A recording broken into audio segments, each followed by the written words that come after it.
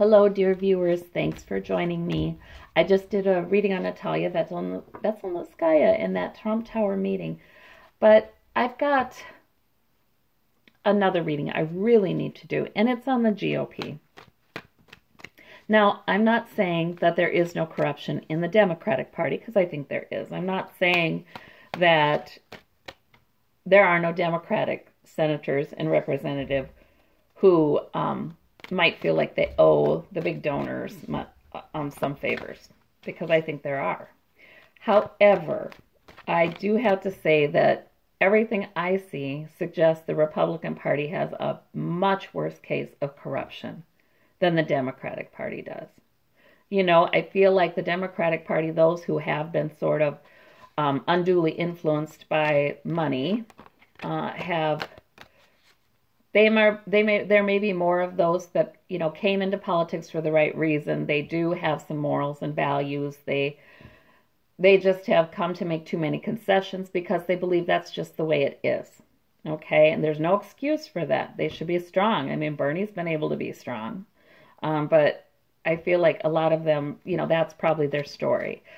In the Republican Party, I feel like there are a number of those who, I mean, there isn't even an honorable base in them. You know, there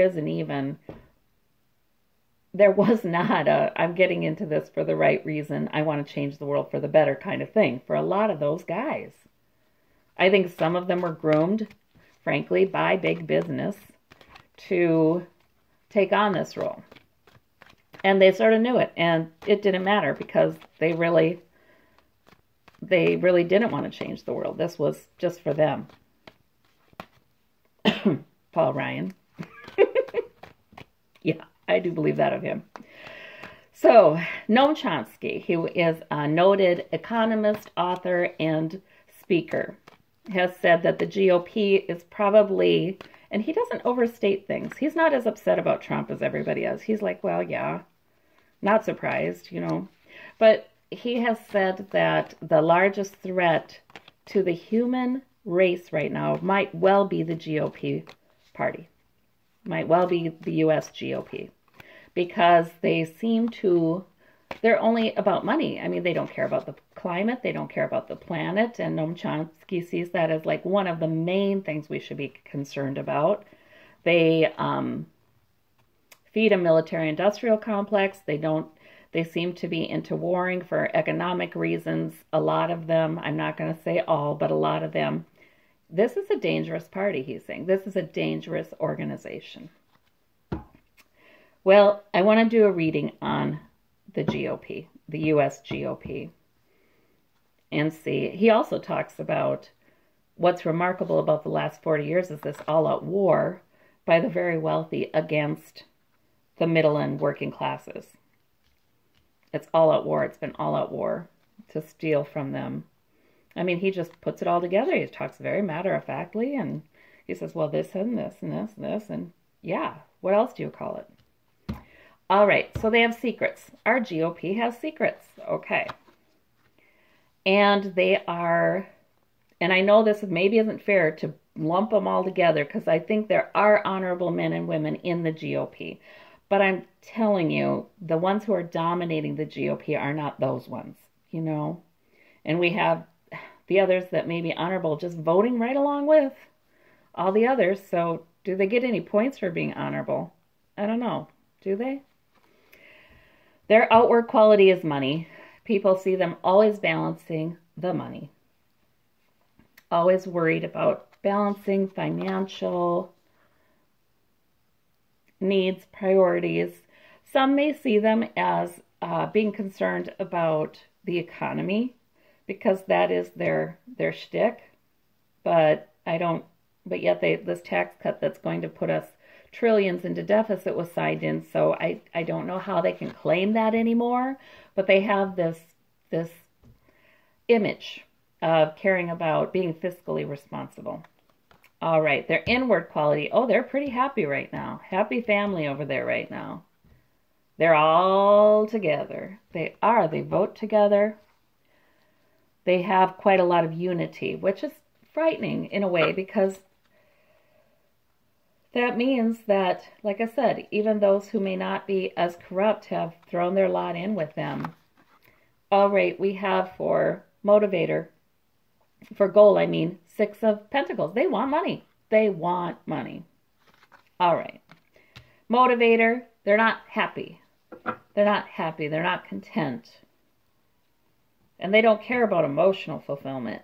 These are not, when you think about it, if you're somebody who spends your career, like those, like I said, who are sort of groomed from the get-go, they got into politics from the get-go to make money for themselves, you're not a happy person.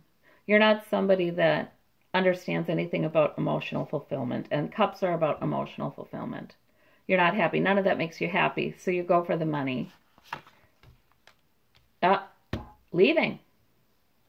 What's at stake? This is what's at stake. So this is not a, this is going to happen, but what's at stake is many of them leaving and getting voted out. Their need or flaw, temperance. They need temperance. Okay, they try to be very planful and deliberate. Yeah, moving forward to get the money. What's so weird about this, though, that I do not understand is, you know, you can't eat money. You can't throw money at the ocean, you know, that's rising to swallow up some states. You know, you can't, money does not make you happy, right? So, but, you know, there are enough people who agree that it's all about money, and they get together and they make plans, and they make deliberate plans. All right, the source of that need is the, Wands, Queen of Wands. That's interesting. There are people out there who have a goal, and this could even be Rebecca Mercer, or symbolized by people. You know, she is like the others in that she has a goal and a purpose. Actually, Mercers have an ideology that's strange, but it is an ideology, and they see it as a purpose, and that's why they're willing to buy politicians. There are people who are willing to buy politicians for a purpose. And they want to make a nice, good plan for those donors, for those people who can reward them with high-paying jobs, for those people who can reward them financially in other ways in the years to come. Okay, the effect that this need has upon their goal is they all get together. There's some people getting together talking about how we're going to build this thing, how we're going to make a plan, how we're going to make more money. How are we going to make more money? And they're good minds. That's the tough thing, is, you know, the politicians that are bought to be part of this planning, they're intelligent. They're deliberate, they're self-controlled, they're planful. So all those strengths are being used to make money for themselves. This is a problem. I don't see any, you know what I don't like about this reading? The only thing that seems to indicate happiness for the GOP is their unity here, okay? But their goal is money for themselves. So, like, this is a really rich guy, and he's giving some little bit of money to these people who are kneeling before him. And that's exactly right. I mean, the politicians themselves are not obscenely wealthy, but they're taking money from people who are obscenely wealthy. Wow, okay. Well, let me keep going on this one. This balancing the money, their outward quality. Knight of Cups. Now, the Knight of Cups can bring good news. He seems to be bringing good news. The Knight of Cups can be manipulative, though. He makes people feel good with the message he brings, but he may not be sincere. Strength. They do. I feel like this is all about their togetherness. You know, they're one big happy family. It's like that. And that's a strength of theirs. They're always voting as a block. All right, going away again. Their goal is leaving. That's interesting. The Eight of Cups. Often, well, that could be often something in search of something more emotionally fulfilling. Like I said, these are not happy people. These are not emotionally fulfilled people. It could be this idea that, oh, money will make me emotionally fulfilled. It could be that, but I see more and more of them planning to be gone in November and planning to retire. Actually, a lot of them are like Paul Ryan, are not planning to retire early. They're going to serve out their terms, and if they get voted out, so be it. But they're leaving because they're already talking to donors and Wall Street and setting up their cushy jobs. They are. They're already saying, well, okay, well, I was planning on doing that eventually anyway, to reap the financial benefits of these favors I've done. So, well, yeah, maybe that's okay. Well, I'll go. We'll go in November and we'll get into Wall Street. And then maybe some of us will come back into government later and, craft some policies that would be advantageous to Wall Street again. And we'll, go back and forth like the politicians do now. They do, guys. All right. And we've got the Four of Cups respite. All right. So their motivation is to sort of, be between battles right now. They're not going to push a lot of legislation that looks suspicious right now. And they don't know, a lot of them too, they don't know if they should affiliate themselves with Trump or not or what. And many of them are just sort of not talking to reporters at all because they will be asked those questions. All right, Queen of Pentacles, right. What's at stake is their financial security. They're always thinking about that. And they may be leaving office. And some of them weren't ready to leave, but they may be leaving anyway. 10 of Wands, the source of their need is to work hard. They're working hard for their donors, making those deliberate plans. Their donors. There's a difficult emotional passage. Interesting.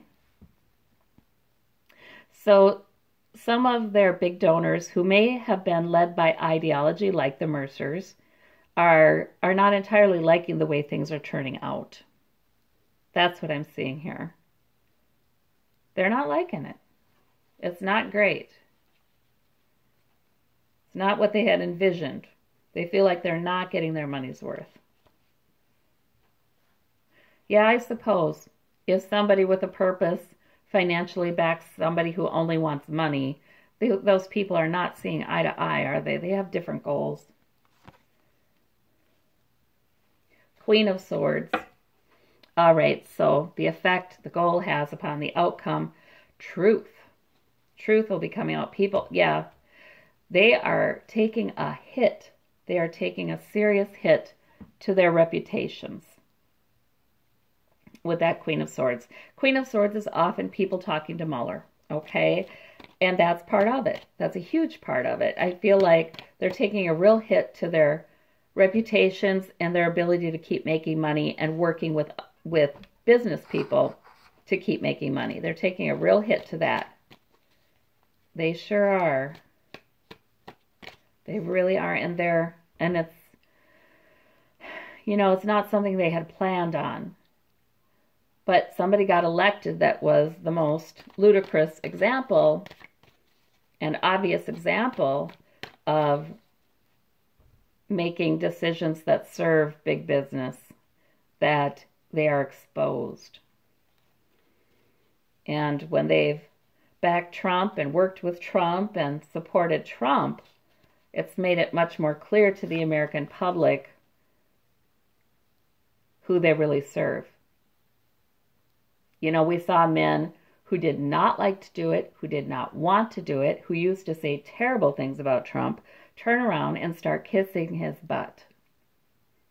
One after another, after another, after another. Because they were going to get this tax bill done for their donors. We've seen this. And it's really destroyed their credibility. Oh, wait, this was going to be, well, it was money, just money. I was going to do past, present, future, but that's fine too. Let's do past, present, future. See, this is present. Secrets about money. Past is holding their ground, standing up against criticism, holding their grounds. That's why the House Intel Committee has disbanded regarding the collusion with Russia question without really asking any questions about it. And in the future, we have judgment falling. We have judgment falling on the GOP. I don't think history is going to be kind to them at all. All right. This is sort of an angry reading. I'm sorry. I just have this really strong sense of alarm and outrage. You know how it gets normal and normal and normal. But then some days, oh my gosh, I can't just say, yeah, what do you expect? Some days I'm outraged, and this is one of those days.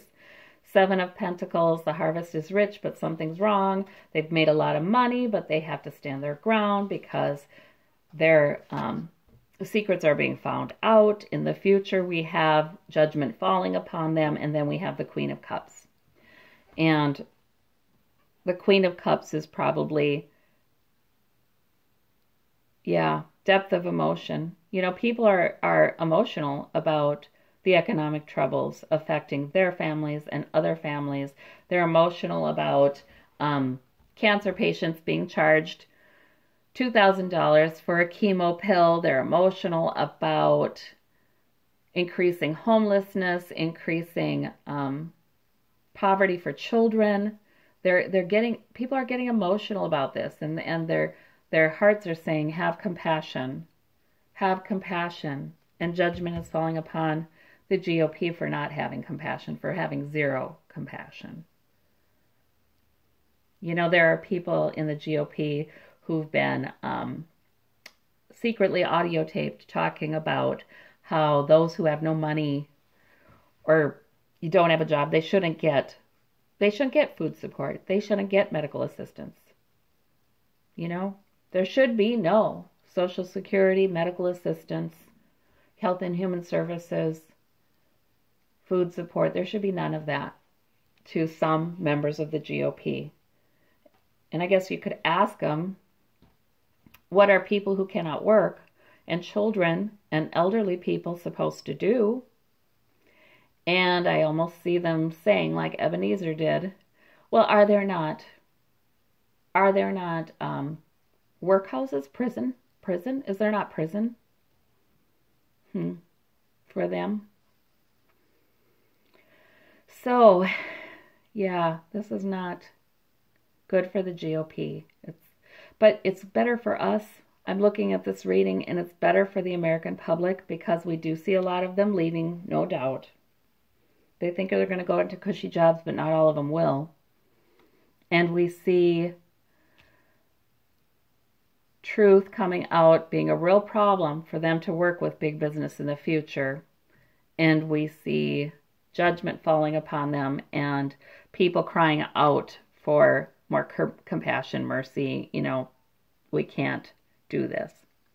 So this is good. But this is another one of those readings where I feel like, you know, people will want to know, will there be justice? You know, will people pay for this? And I go back to this card. All right. If you're somebody who thinks that all you need is money and that's all you can focus on, and you feel like that's the only concrete thing in life that could actually improve your emotional well-being and improve your happiness and make you happy, you are in a pretty sorry state. You know, you're in a sorry state. That means you're somebody who has never felt emotionally fulfilled by relationships or has no hope that they could ever be emotionally fulfilled in a relationship or in some sort of joyful pastime. There is no joy if you're that person. There is no joy if you're that person. There's the thrill of victory that's very temporary maybe sometimes, but there's not joy. So, again,